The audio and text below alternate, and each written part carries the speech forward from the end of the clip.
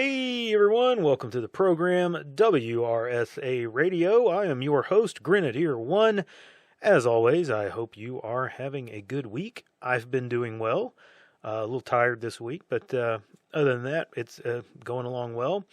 I'm getting really excited for some upcoming training that I will be doing, and once I get back from that, I'll give you guys a full program of, kind of a rundown on what that was all about. But that's in 2 weeks, and I will not have a show that Friday, so go ahead and expect that. I do have a show next week, but the week following will be the one that I miss. So just giving you guys a heads up for that. I'm coming to you from the new WRSA radio studio, and it's a good feeling to have the dedicated space now to do the show and not have to worry about the timing and making sure I don't have my son or my wife, walking into the middle of the show accidentally, because they're not aware of me being, recording or whatnot. So that's good. And with all that out of the way, let's go ahead and get to the main part of the show today. So this week, we have had a number of things going on that I'm not really going to hit on because I think that most of you know the drill.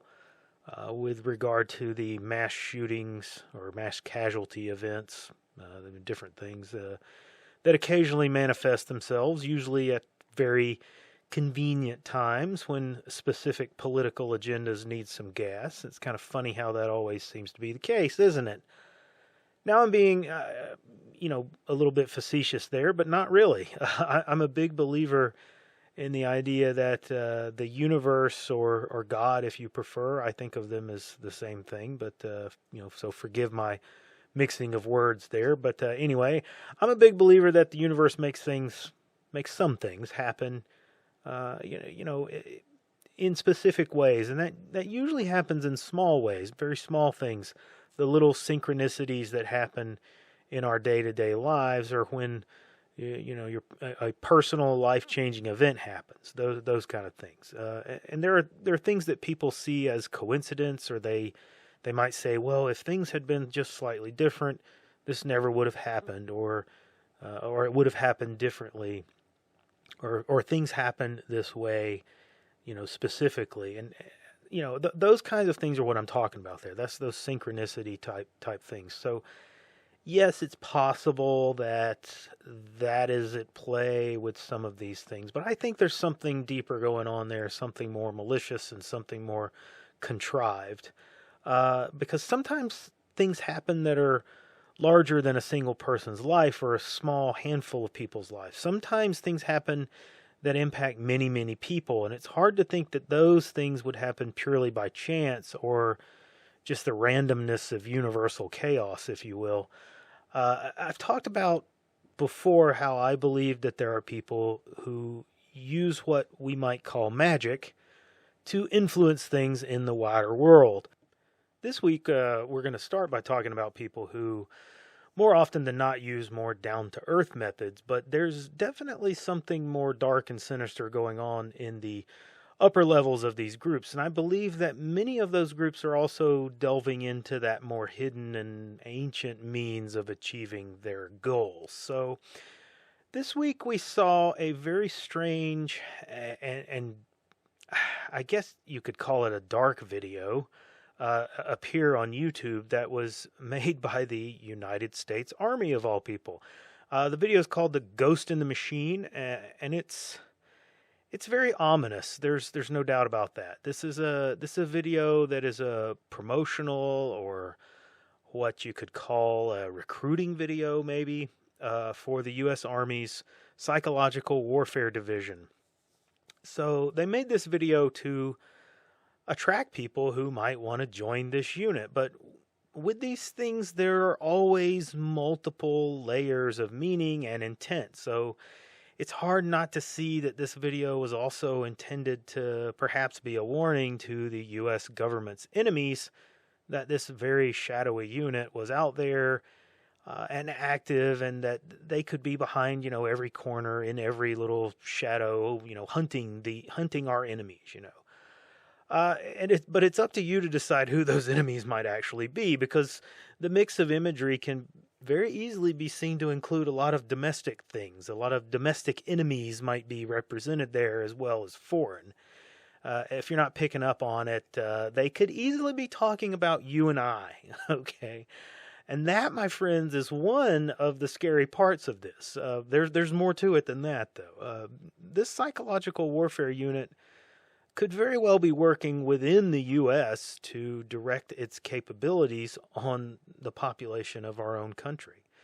I think it's very clear to anyone paying attention that someone is doing that, and I have no faith in the legal barriers that prevent the U.S. military from directing its efforts and resources against U.S. citizens, because at least as far back as Waco, it probably happened before that, but we know it happened at Waco, that prohibition was circumvented to the point that it's in name only at this point. It's only affecting lower level on paper or the more public units that people might question why they would be doing something within the United States. And while it's possible that this U.S. Army units are not, these specific units and questions are not targeting the citizens of this country, this video is kind of pulling back the curtain a little bit to reveal that operations have reached at least a very high level of sophistication, and it's not very difficult to kind of carry that over to some type of domestic agency, like, for example, the FBI or the ATF or the NSA. We know those agencies work internally on the U.S., and they have a history of creating crimes that they then take credit for solving. Again, it's not a very difficult leap to make to see that a unit in the shadows, or pulling the strings, as this video says, could be working within those agencies to manipulate and change the opinion of the public at large to take a particular political stance that these agencies want, or that the people who are pulling their strings want. And this is not the first glance at this either, if you don't know. I suspect many of you are aware of the long history of investigations and revelations in congressional committee meetings that kind of let slip glimpses and small views into this dark world of intelligence and how it was targeting the U.S. population illegally. Now, on a side note from last week's video, not a whole lot of people were ever held accountable for that illegal activity either, even when it resulted in the deaths of citizens within this country. Not very few people paid a price for that. Anyway, so this really is not new per se. It's just a very slick and well-produced confirmation of something that we have really known was going on already. But it's, to my recollection at least, the first time the U.S. Army, at least publicly facing, has kind of acknowledged their operational stake in this area, on this kind of scale. Generally, these things are very low-key, and they're kept that way. So that kind of in and of itself is part of this whole PsyOp. This whole release is playing a role. It's doing something for them. And when this video was posted, it was put up on Gab, and people began commenting on it. And Concerned American posted it over on the mothership. And there was a link to a piece written about this video and the history of these units. And I'll post that link in the description. But that article reminded me of the association with some very shady characters within these units. And it points to what I was speaking of earlier. It shows that in the upper echelons of these units, at least, there are things going on that we can really only speculate on, but they explain a lot of what we see. Now go over to the mothership and hit that link up to see what I'm talking about. But just to summarize it, there are some people with some very questionable moral standing involved in these units and these agencies. People who have no issue directing their efforts on the people of the United States. People who are involved in occult activities. And I'm using that the popular connotation of that word, which is an important distinction here. This is where things get very interesting, at least from my perspective. At this time, I don't want to get into the weeds of what all of this means and what these people are probably doing. I've covered some of that on other episodes, and so I'll try to just condense this down into a short paragraph or two. Now, I've spoken before about magic, and what magic is and what it is not, and I'm using the the spelling of the word magic with a K, not a C, and that's to distinguish it between things like uh, David Copperfield's stage magic or Penn and Teller, these kind of things. It's not that necessarily. This is something that's far more involved. But at its core, it's a process to project and impose your will upon someone or something remotely through a non-physical force. Okay, and with that definition, a lot of things can be considered magic, not just what you might think of as sort of that ritualistic, what movies kind of popularize as, say, as magic, right? Wizardry or sorcery or the occult, whatnot. But that's basically what it is. It's using some means to project your will, to achieve some kind of goal. And I've said before that things like advertising fall into this definition. And if you really look at that industry, you'll see that indeed there's a history of association between the advertising industry and what you could call occultists or magicians. And also you see that association in the intelligence world that goes back a very long time. There's speculation that Harry Houdini was an intelligence agent for the Secret Service. So that's there. When we look at psychological operations, it's not hard to see why that also falls into this definition and why a PsyOp unit would begin to gravitate to people who practice or at least have knowledge of these very old methods. Now, the danger here is obvious. These methodologies work, and they work best on people who are not aware of them. When you don't recognize what is taking place, you're more susceptible. Words and symbols and images and even music work on us at a very deep lizard brain level, if you will, and they can evoke this emotional response that tricks us into making a decision, or at least heavily influences our decision-making process. And like I said, this works even better when the subject is very much detached from the outcome of the decision, when they're not aware that what they've stated or the decision that they've come to is being influenced, or they're not aware of really what the ramifications are of the decision that they've made and stated. Now, what I mean by that is people who are directly involved in something and know it kind of inside and out are far more difficult to influence than people who are many, layers of detachment from it. You might see this like at your work, for example. Someone who's high up on the management food chain has some consultant come in and tell them that there's a problem and only they can fix it. And it doesn't matter how many times you tell them that the reality on the ground is entirely different. They're not going to listen to you because the wizard, the consultant, has told them, a different tale.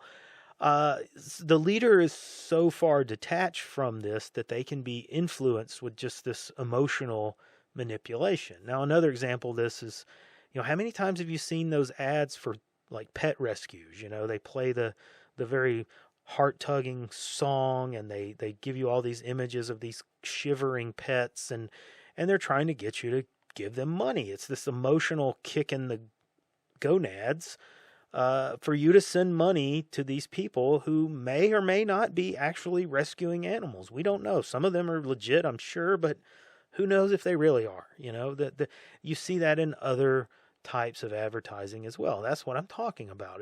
That is a type of magic. You don't think of it that way, but that is what it is. Now, how many political movements were built around a core group of people who truly support it and understand it, and they're augmented by a much larger group of people who were simply manipulated emotionally and logically through faulty logic, to support it through the messaging?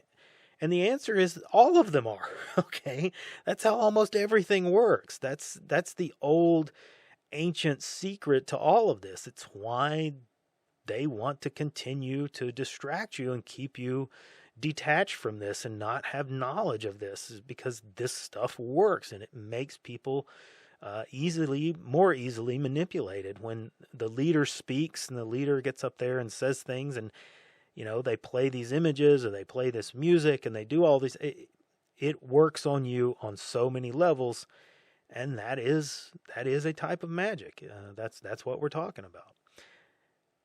People can be driven and guided by this information and be manipulated by other people. So which it kind of leads me to the other topic of this week, which is the ministry of disinformation, as you may be aware of. This came up last week, and I didn't have the bandwidth to really cover it.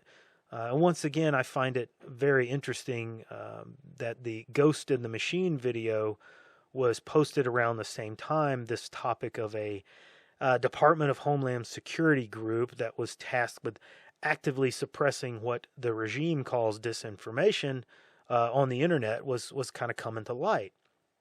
It's very interesting timing. I think you might agree with me there. This group, which, by the way, there is no constitutional or even legislative directive to establish or implement this. This is just something that the executive branch has ordered to happen, and it's supposed to be implemented to be working with big tech to suppress, or as they term it, combat information that is counter to national security, I guess. It's this very limited, vague definition and nothing more of an outline of what they're really supposed to actually do, which leaves far too much room for, clown world honkery to be happening here.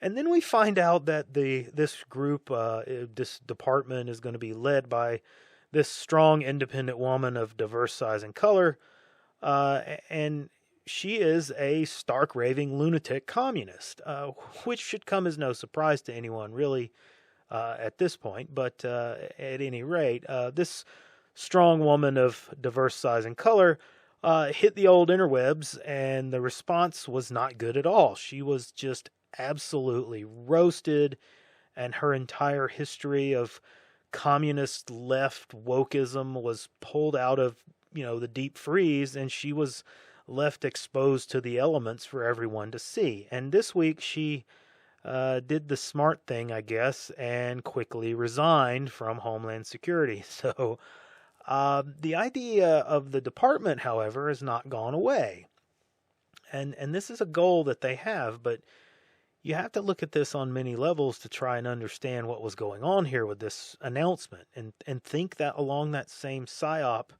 line, how the announcement itself has power. It causes reactions and statements to be made, and it has downstream effects all on its own. Just announcing that this group is going to be put into place, or that they're trying to put this into place, has ripples. It has power. And perhaps this was nothing more than some managerial maneuvering within DHS to get this woman out of her position. In other words, this is a way to get her to resign. Maybe. I don't know. This, and more likely it was something more. This announcement was a trial balloon to see how people would react, and in the process also get this woman who, she was likely a complete hag to work for. This was a way to get her out of the agency, to get her to roll out there on the flagpole and get her to resign.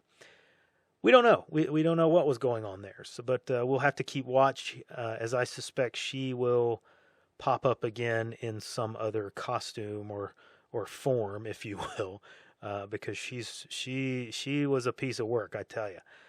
Now I tell you all of these things because I don't want you to look at these events only through political lenses. Okay, it's very easy to dismiss deeper, more hidden meanings and workings, things that are at play, by just paying attention to the surface political show. That's the circus, okay?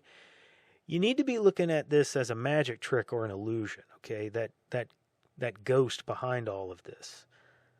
Nothing is what it seems. There really is a ghost in the machine, and there really is someone pulling the strings. The good thing is they're not all powerful.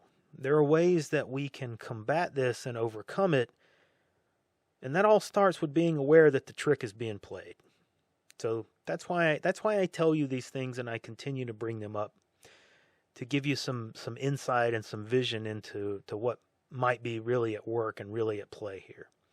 Now that's all I got time for this week, guys. Like and subscribe. Come see us over on Gab and the Mothership, and I will see you on the next episode.